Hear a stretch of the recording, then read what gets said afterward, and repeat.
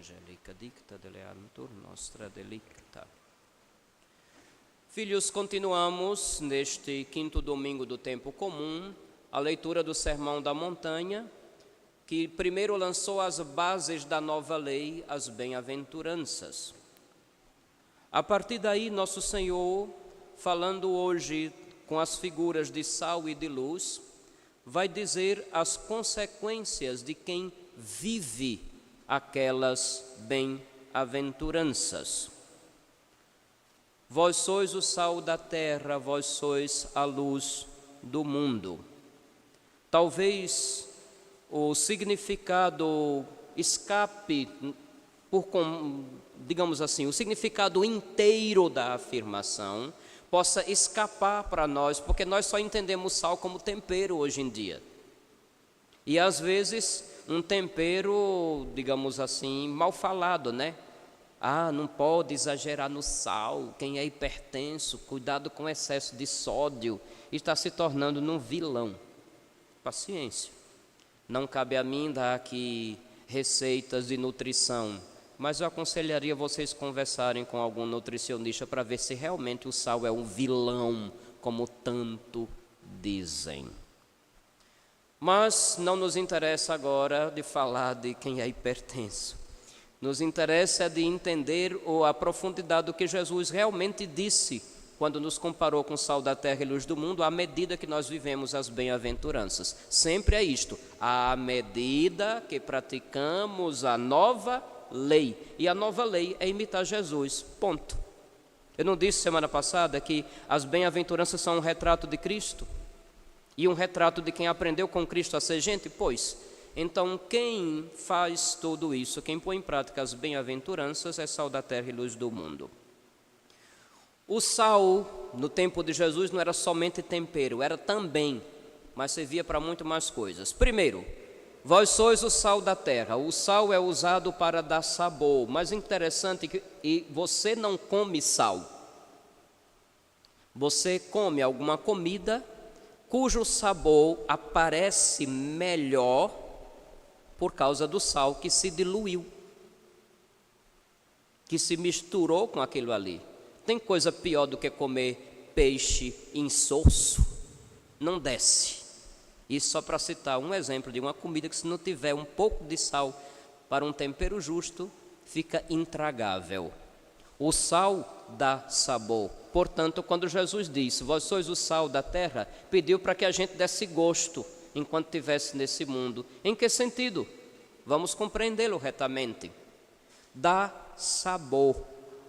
Fazer a diferença, dar sabor, fazer com que aqueles que estão desanimados e para desistir da vida, queiram continuar, por mais que se saiba que a plenitude da existência nos projeta para além desta vida.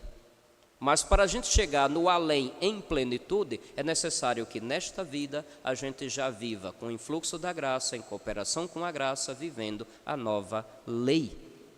Se dá sabor. Também o sal era usado para conservar alimentos. Até hoje ele é usado. Quem gosta de comer charque, também conhecido como jabá? Em alguns lugares, para ficar mais chique, diz carne seca.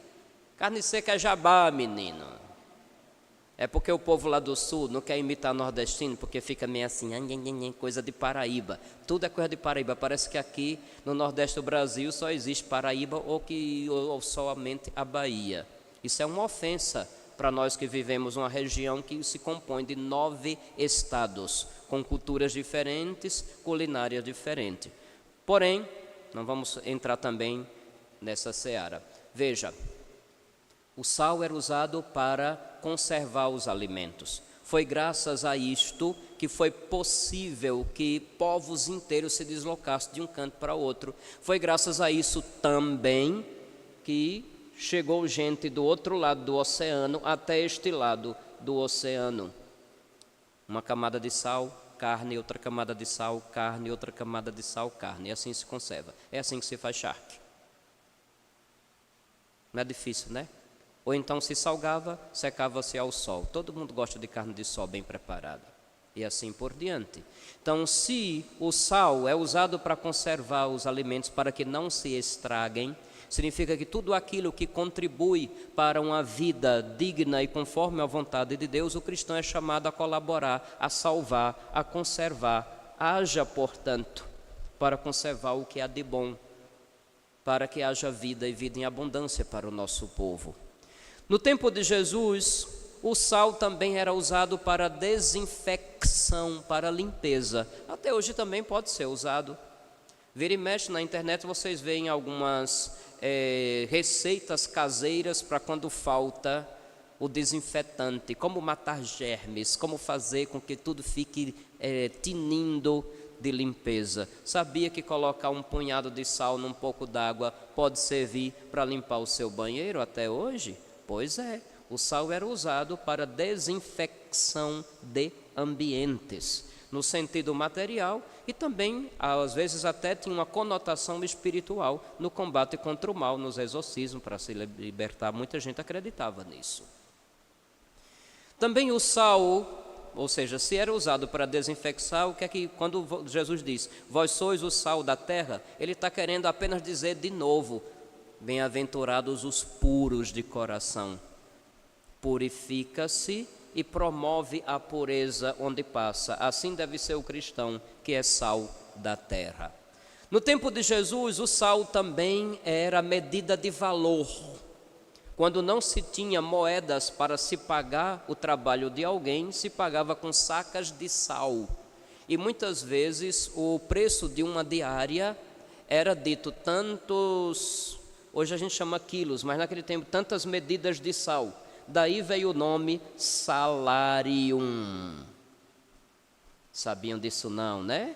Pois bem, salário veio do costume dos romanos, que quando faltavam as moedas para pagar em metal, se pegava aquele valor em pesos de sal, em sacas de sal.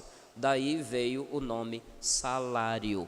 Então isso quer dizer, quando nosso Senhor diz, vós sois o sal da terra, Deus nos deu valor, nos resgatou. Vocês são o povo a quem Deus deu valor.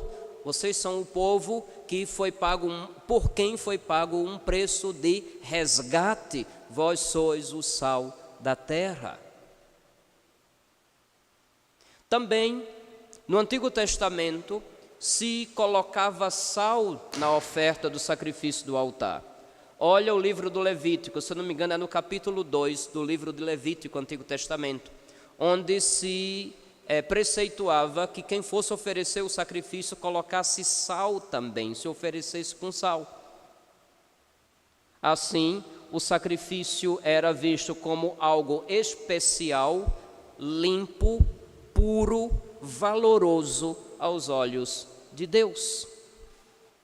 Esse costume, a igreja também, de certa forma, o adotou quando, em muitos rituais, em alguns rituais, especialmente na liturgia ainda antes da renovação do pós-concílio Vaticano II, se usava o sal em diversas ocasiões. Por exemplo, logo no batismo, sal exorcizado era colocada na língua da criança, um pouco antes do batismo. Tem esse ritual. Lembrando que o cristão tinha recebido de Deus esta graça, este valor, para que pudesse ser, como um seguidor de Jesus, aquele que faria a salvação visível pela sua vida no meio do mundo. E também o sal era sempre utilizado para o rito da bênção da água. Hoje a bênção da água não é obrigatório ter o sal, mas na liturgia antiga era obrigatório sim, o modo de preparar água benta. É por isso que se dizia que não se bebia água benta, porque ela era salgada. Os mais velhos talvez você já tenha escutado, a água benta é para aspergir, para passar nos lugares e tudo mais, mas nunca para beber. Os mais velhos já devem ter escutado isso, não? Porque a água era salgada, era misturada com sal. Então, meus filhos, quando nosso Senhor diz para nós, vós sois o sal da terra, você recebeu a graça, você recebeu o auxílio divino, você recebeu valor por parte de Deus. O mal não tem vez contra você, mas você deve também corresponder a esta graça recebida. Faça a diferença, faça o seu papel, porque Deus lhe tornou capaz. É tudo isso numa simples expressão. Vós sois a luz do mundo. O simbolismo da luz é mais fácil de ser compreendido, não faz muitos dias que nós recordamos. A luz simboliza a vida que nos é dada. Também a luz simboliza a lucidez, clareza, discernimento para se ver um caminho, para se tomar as decisões corretas. Também a luz se torna, lembra os faróis, que eram colocados em pontos estratégicos para aqueles que navegavam à noite e não batessem nas rochas, às margens dos mares principalmente. Então, quando diz, vós sois a luz do mundo, significa que pelo nosso testemunho, os outros talvez leiam a única palavra de Deus.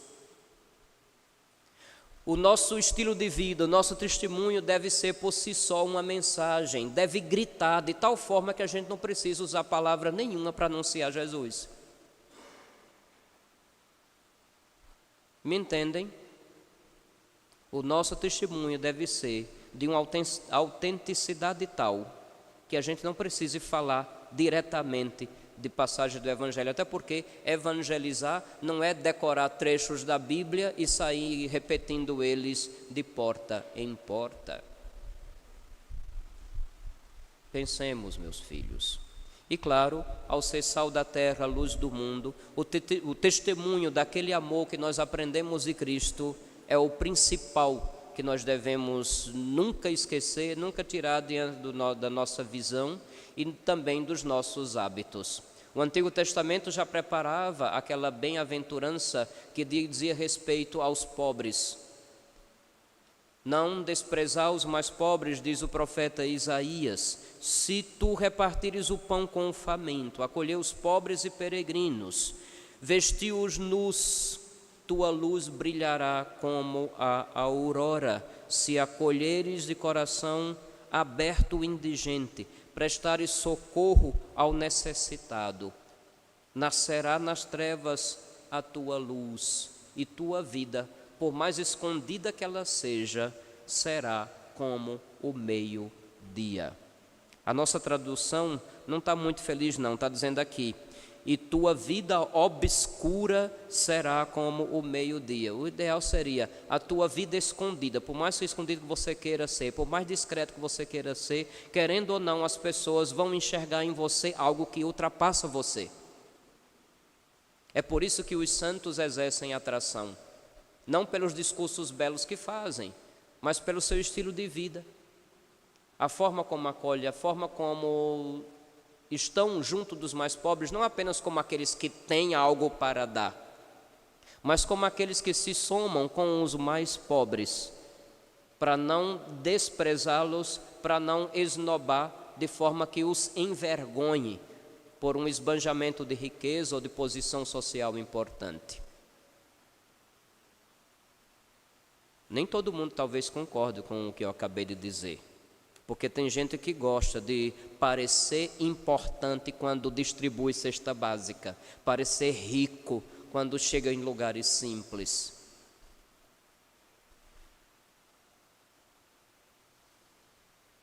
Me deu vontade de dizer umas coisas aqui agora, mas quando eu me lembro das consequências que eu já tive que sofrer em outras situações, aí eu tenho que morder a ponta da língua. São Paulo, nosso padroeiro, na primeira carta aos Coríntios, vai nos recordar que ele anunciou não discursos lindos, mas anunciou Jesus Cristo e este crucificado.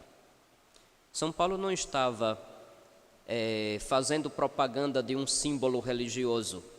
São Paulo não estava fazendo propaganda de um crucifixo bonito e artisticamente modelado para colocar na sala de sua casa. São Paulo não estava falando de um pingente. seja de metal, de madeira ou de qualquer coisa. Ele não estava falando nada disso. Anunciar Cristo crucificado significa o quê? Em consonância com tudo que nós acabamos de falar. Anunciar o Cristo crucificado significa, se na cruz é o momento em que nosso Senhor demonstra, comprova a extremidade do seu amor, o extremo amor. Lembra que eu falava não faz muitos dias? Na cruz se manifesta toda a nossa miséria e ao mesmo tempo toda a misericórdia de Deus. Então anunciar Cristo crucificado significa o quê? Eu aprendi com Jesus que se deve amar até o ponto de comprometer a vida inteira. Então, se eu comprometo minha vida inteira pelo bem do próximo, como aprendi com Jesus, eu estou anunciando Cristo e Cristo crucificado. Se eu anuncio Cristo, mas não estou disposto a um amor ao próximo, como aprendi com Cristo, é só falácia, é só palavra bonitinha, talvez para provocar algumas lágrimas de crocodilo em alguns que têm os sentimentos à flor da pele. Não deve ser por aí, meus filhos. Anunciar Cristo e Cristo crucificado, essa foi a grande glória de São Paulo apóstolo. Porque ele procurou, em todas as ocasiões, ser uma imagem viva de nosso Senhor que dava vida, de nosso Senhor que amava principalmente os que o perseguiam e aqueles que sequer mereciam o mínimo de amor ou de atenção. Vós sois o sal da terra. Um sal que perde o sabor, ele já perde a sua eficácia de conservar o que é bom. Perde a sua eficácia de higienizar o que está impuro, o que está sujo. Perde a sua eficácia, perde o seu valor. Só serve para ser pisado. Para vocês entenderem rapidamente uma curiosidade histórica. Os judeus costumavam pegar o sal na região em torno do Mar Morto. E acontecia que onde tinha mais sal-gema, o sal vinha mais puro. E acontecia que as pás também, junto com o sal, traziam barro, terra, areia. Quando eles voltavam com aquelas sacas enormes, eles tinham que fazer a separação do que era bom do que não prestava. Aqueles que estavam com muito barro, com muito areia, não servia para nada. Então, como naquele tempo não tinha sistema de recolhimento de lixo, o lixo era jogado nos caminhos, nas ruas mesmo. Então aquilo ali era jogado, estava misturado com barro, e o povo passava e pisava. E você sabe, onde se joga sal, não nasce mato. Não é verdade? Ou já mudou a ciência e não me avisaram? Então, geralmente se jogava mais esse resto de sal nos caminhos onde as pessoas iam passando. Por isso que Nosso Senhor diz: nada mais serve a não ser para ser pisado pelos homens. Jogava nos caminhos, era pisado, não nascia erva e ficava o caminho livre para todo mundo passar. Era a única serventia de ser pisado, ser desprezado. Vós sois o sal da terra, não pode perder o sabor. E não venha dizer que não é com você, porque é. E não venha dizer que a obrigação de evangelizar ou a obrigação de cuidar dos pobres é de quem fez uma consagração especial. Você é batizado, então você assumiu para você essa missão também. Vós sois a luz do mundo. Hoje existe a tendência de querer nos forçar a viver a fé das paredes da igreja para dentro ou na esfera privada. Não. Claro que a gente não vai sair fazendo propaganda de tudo que faz. A geração redes sociais, né, que tudo é uma selfie. Antigamente se dizia, contra fatos não há argumento. Hoje em dia, contra fotos não há argumento. Agora complicou, porque inventaram a inteligência artificial, que pega a sua foto e faz de tudo, né? Pega o som de sua voz e só Deus sabe o que é que anda fazendo por aí. E quem não presta atenção, de repente cai num golpe com toda a facilidade do mundo. Então, nosso Senhor diz, o vosso testemunho deve ser de tal forma que isso também sirva para que os outros percebam que têm vidas em comunhão com Deus que vale a pena ser vividas e muito melhores no sentido de comparar com aquele que está aí jogado de qualquer jeito, escravo dos seus sentimentos, dos seus desejos, das suas paixões, dos seus prazeres. Vós sois o sal da terra, vós sois a luz do mundo. Se acredita que sozinho não dá conta, lembre que a graça que nos é dada nos capacita. É uma parceria que Deus faz conosco. Se eu acho difícil praticar um ato de bondade, um ato de amor, mais ainda quando eu estou cercado de pessoas que já traíram a confiança, pessoas que já fizeram uma maldade, que já inventaram alguma coisa que não era verdade sobre mim ou sobre quem quer que for, que seja, e faz com que a gente fique como que decepcionado com quem está ao redor. Quando esses realmente não merecem, é aí mais ainda que precisamos imitar Jesus e praticando o ato de amor que será a redenção para nós e será uma luz de Deus para o outro também. É Jesus que é a luz do mundo, mas Ele nos ilumina para que também possamos iluminar o nosso redor. Não tem como ficar escondido, não tem como viver a fé em esfera privada, como muitos querem nos fazer acreditar. Não tem como a gente ficar calado quando uma injustiça teima em querer se instalar. A gente tem que clamar contra a injustiça. Não tem como a gente se acovardar quando uma mentira começa a ser ensinada como se fosse verdade. A gente precisa tomar posição. Sal da terra e luz do mundo. Não precisa ficar se expondo, fazendo propaganda. Mas também não precisa ficar com vergonha, com a cabeça baixa e só resumindo os seus atos de amor para com Deus e para com o próximo quando você está na igreja. Não, deve ser algo concreto, especialmente com aqueles que sabemos que não merece o mínimo de atenção que dediquemos a ele ou a ela. Que a graça de Deus nos socorra. Amém.